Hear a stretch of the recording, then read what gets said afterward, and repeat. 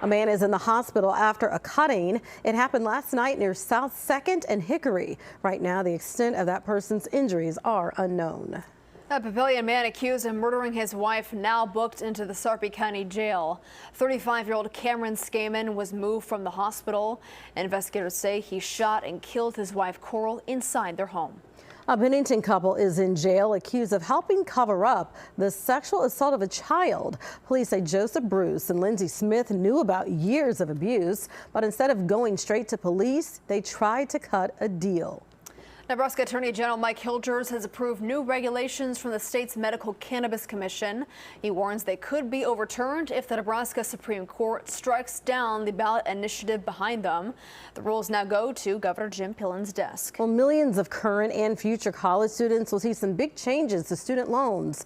A new federal law takes effect today. This means fewer repayment options and new limits on how much future students can borrow.